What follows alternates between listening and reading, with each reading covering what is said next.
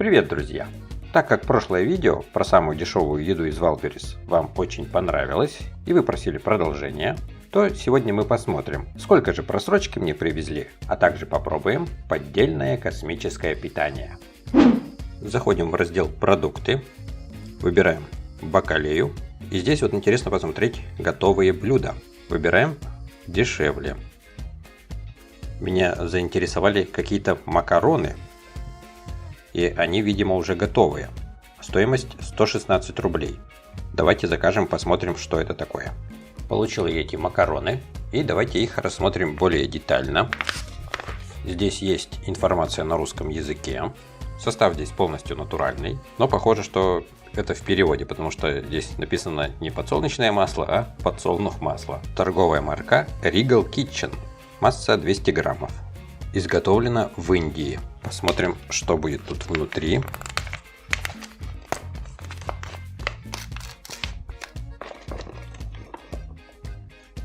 Как мы видим, это просто отварные макароны. Причем, как мне кажется, даже они плохо проваренные. Сейчас их разогрею и продегустируем. Разогрел эти макароны 1 минуту в микроволновке, как и было написано в инструкции. Но лучше они от этого не стали. Все равно, как твердыми они были, так твердыми они и остались. Ну, попробую, в общем, на вкус, что есть. Очень невкусные макароны. Таких невкусных макарон я не ел даже в какой-то самой дешевой столовой. Мало того, что они недоваренные, они жесткие, да еще и запах какой-то неприятный идет от этих макарон. Да и вкус тоже неприятный. В общем, есть их нет никакого желания. Получается, деньги на ветер, стоят они недешево. Лучше заварить там доширак какой-нибудь, чем вот эти макароны есть, потому что, ну, абсолютно невкусно, да еще и жесткие какие-то, в общем, фигня полная.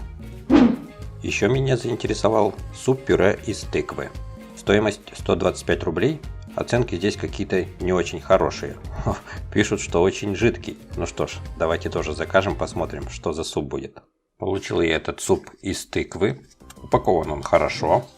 Написано 100% натурально, но посмотрел на дату изготовления, оказалось, это просрочка. Сейчас у нас уже 24 год давным-давно идет, а срок хранения всего лишь 1 год. Здесь написано, то есть 10 июня 2023 года срок хранения прошел. То есть, по сути дела, просрочка уже практически на целый год. Так что вот даже такую старую просрочку можно получить на Wildberries. И супа-то здесь много, целых 400 граммов, и получается деньги на ветер, потому что, ну, просрочка очень большая, целый год практически, поэтому есть такой суп, конечно же, не рекомендуется. Хотя и состав тут хороший. Изготовлено в Орловской области, город Болхов. Ну, давайте глянем, что же все-таки будет там внутри. Интересно посмотреть. Пахнет вроде бы и неплохо. По густоте не жидкий, чем-то похоже на икру из кабачков. Ну, по сути дела, это просто икра из других овощей, из тыквы, из картошки, из лука. Но причем пюре здесь не очень качественное, как-то, в общем, попадаются какие-то крупные комочки.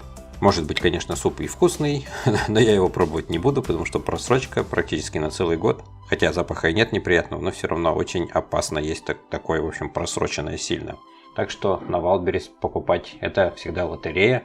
Неизвестно, какого качества и какого срока просрочки тебе придет, но просрочка приходит очень часто. Еще я здесь нашел какое-то космическое питание, и есть суп гороховый в брикете. Как его интересно готовить? Ну, давайте закажем и посмотрим. Стоит он 138 рублей. Получил я это космическое питание. Вот такой малюсенький брикетик, и упаковка прозрачная даже. В общем, то, что это какое-то космическое питание, так даже сразу и не поймешь. Еще какая-то бумажка. Тут просто просят, чтобы отзыв оставил. Масса этого брикетика 60 граммов. Удивительно, что даже состав здесь полностью натуральный. И очень много белков, практически 20%. Изготовлено в Московской области, поселок Измайлово. Ну и раз этот брикетик никак не обозначен, что это космическое питание, вполне вероятно, что это какая-то подделка, а не настоящее космическое питание. Написано, что его нужно размять. Ну, конечно, разминать его не очень легко, потому что брикетик этот практически как дерево. Пахнет в основном горохом.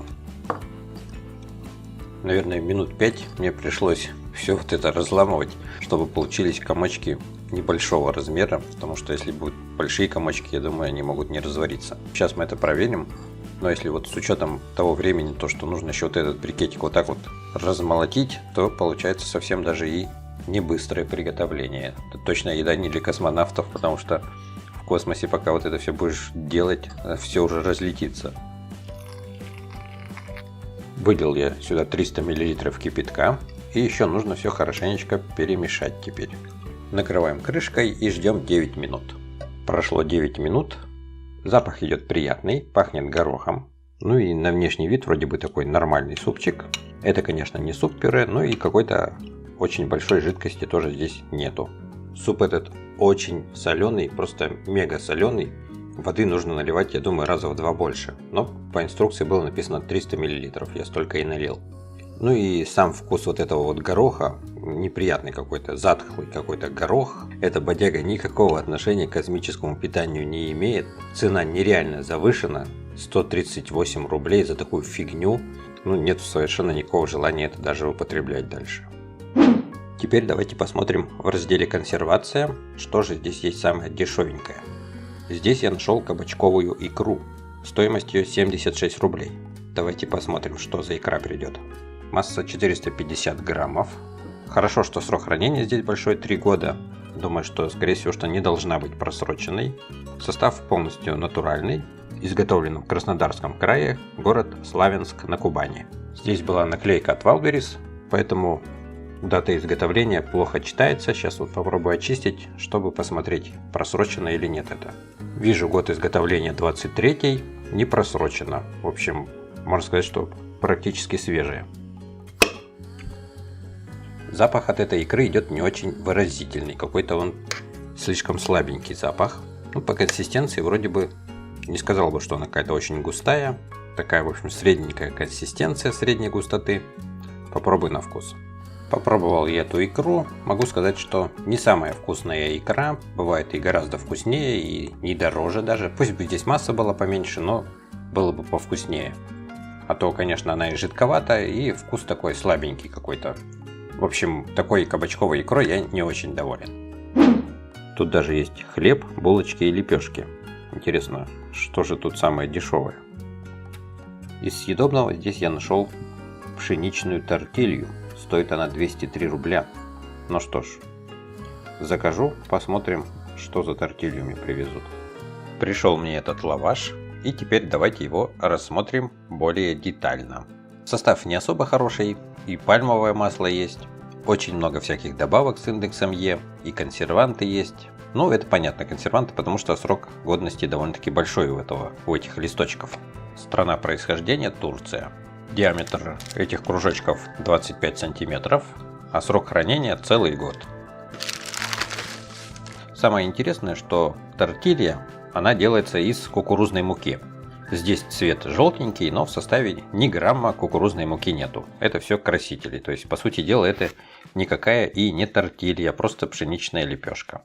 Небольшое количество оторву сейчас и попробую на вкус. И первое, что я сразу почувствовал, это обильное наличие черного перца. Вкус острый. Тут также есть и очень много других специй, но сильнее всего ощущается именно вот острота, черный перец. Но я могу сказать, что у нас в России делают подобного рода тортильи и ничуть не хуже. Так что заказывать из Турции вот это вот никакого смысла нету, мне кажется, у нас даже вкуснее делают. Еще интересно посмотреть, что же есть в категории продукты быстрого приготовления. И здесь я нашел суп куриный с вермишелью, стоимость 66 рублей. На вид вроде смотрится неплохо, но я думаю, что скорее всего, что суп будет не такой. Ну давайте закажем, посмотрим, что придет. Вот такой пакетик с супом, масса его 60 граммов. Производитель Фарсис. В составе действительно есть сублимированное мясо курицы. Но также есть еще и ароматизатор курицы. Состав, конечно же, не полностью натуральный. По крайней мере, этот пакетик не просроченный, а очень даже свеженький, изготовлен в марте этого года. Произведено в Московской области, Мытищи, поселок Поведники. Но, как оказалось, суп этот не совсем быстрого приготовления. Содержимое пакетика нужно залить литром воды и еще варить до готовности. То есть не просто залил горячей водой, а еще и варить нужно. Вот такое содержимое этого пакетика. Здесь мы видим кучу вермишели, морковку я вижу, мясо курицы, практически незаметно, возможно, какие-то супер мелкие кусочки. Но сейчас я его приготовлю и попробуем. Варил я его не очень долго, где-то минут 5, ну, чтобы вот эти макарошки разварились. Запах идет приятный, ну, в общем, как от супа быстрого приготовления запах такой и идет. Видно, что в бульончике очень много зелени. Суп, конечно, не очень густой, но зато бульончика много. Виднеются вот кусочки мяса, но их, конечно, здесь очень-очень мало. Также и морковочка виднеется, но морковки тоже очень мало. Воды я наливал ровно 1 литр, но все равно суп получился соленым. Вкус, конечно, не самый приятный, потому что все-таки мяса здесь, конечно же, нету.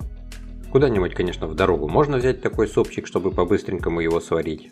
Но чего-то такого особо питательного в нем нету. Жидковатый супчик. Конечно, если с хлебом поесть, то еще более-менее сытно будет. А так, конечно, по сути дела, одна простая вода и бульон абсолютно не наваристый. По пятибалльной системе я бы оценил этот суп на 3 балла, потому что все-таки не самый вкусный вариант. Интересно посмотреть, что здесь есть из орехов. Самое дешевое — это семечки в глазури. Но, думаю, наверное, должно быть вкусно. Проверим. Получил я эти семечки в глазури. Масса 50 граммов. Изготовлено в городе Краснодар. Но вот самое странное, что состав нигде так и не написан. Из чего сделана эта глазурь, непонятно. Мы видим здесь несколько разных цветов. Особо какого-то сильного запаха эти семечки не имеют. Интересно посмотреть в разрезе, много ли тут глазури. Довольно-таки толстый слой глазури. Попробуй на вкус. Съел несколько таких семечек. Ну и во вкусе ощущается только лишь одна глазурь. То, что внутри семечка находится, это даже не чувствуется, потому что глазурь абсолютно все перебивает, и вкус очень приторный. Бывает вот арахис в такой глазури, так вот, конечно, арахис он вкуснее. У арахиса все-таки орешек побольше, и поэтому вкус будет чувствоваться и арахиса.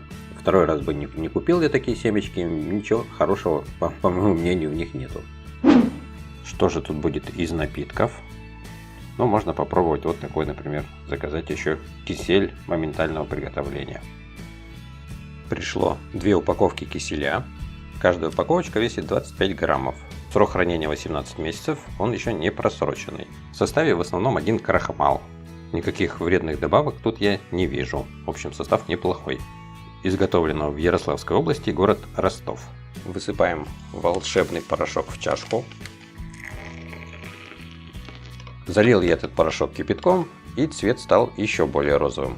Теперь перемешаем. Растворяется кисель не очень хорошо. Много комочков. Аромат идет клубничный, но потому что был добавлен ароматизатор. В составе натуральный фруктовый сок, но не написано, из каких он фруктов. В общем, непонятно, что за натуральный тут сок был добавлен. Но мне кажется, он был не клубничный, это точно. Попробовал я этот кисель. По вкусу он мне понравился. Приятный вкус. Понравилось то, что вкус не приторный. Ну и также с ароматизаторами тоже не переборщили. В общем, в плане вкусовых качеств этот кисель отличный. Теперь посмотрим, что есть в молочных продуктах. Нашел в этом разделе овсяный шоколадный напиток. 200 мл, но стоит недешево, 117 рублей. Гораздо дороже, чем молока можно 2 литра купить на эти деньги, а тут всего лишь 200 мл. Пришла коробочка этого овсяного шоколадного напитка. Сделано это все из воды, овсяной муки. Еще какой-то есть натуральный ароматизатор и даже витамин В2. Состав, в общем, неплохой. Изготовлено в Краснодарском крае, город Белореченск. На вид обычный шоколадный напиток. Попробуй на вкус. Вкус, конечно, на любителя. Очень сильно отдает овсяной мукой. Мне, если честно, этот вкус не очень понравился. А вот настоящее молоко мне по вкусу нравится гораздо больше. И был бы, вот, если бы шоколадный молочный коктейль действительно вот из натурального молока коровьего, то было бы гораздо вкуснее. Ну а по цене, конечно же, очень дорого. Обычное молоко стоит гораздо дешевле, чем это овсяное, хотя даже не знаю почему. Есть даже пироги, сдоба, кексы и рулеты. Посмотрим, что тут будет у нас. Самое дешевое. 88 рублей. Это какой-то кексик, рулетик какой-то, в общем. Ну что ж, закажу, посмотрим, что привезут. Ну и давайте рассмотрим более подробно, что же за рулет пришел с Wildberries. Масса его 175 граммов. Произведено в Самарской области, село Тимошово. Изготавливает Раменский кондитерский комбинат. Состав я вижу сразу, что не очень хороший, есть заменитель масла какао. Очень много всякого пальмового масла здесь. Различные добавки с индексом Е имеются. Ароматизаторы. В общем, состав как у обычного такого недорогого рулета. По разрезу самый обыкновенный рулет. Хоть он и медовый, но медом совершенно не пахнет. Крема здесь не супер огромное количество, но достаточное. Попробуй на вкус. Съел несколько кусочков. Рулет вкусный, но только что меда здесь нету ни грамма. То есть и в составе тоже мед не был указан. Хотя во вкус меда есть, то есть это что-то такое искусственное. Ну, конечно, я думаю, что он стоит дороговато, потому что в магазине можно купить, я думаю, что точно такой же рулет дешевле. И практически в 2 раза. Поэтому на Вайлдберрисе почему-то уж очень дорого стоит этот рулет. В общем, на Вайлдберрисе я бы, наверное, такой больше не стал покупать, а в магазине купил лучше подешевле. Друзья, пробовать ли мне еще еду с Вайлдберрис? Напишите, какую именно вы хотите, чтобы я продегустировал. Всем большое спасибо за внимание и до новых встреч!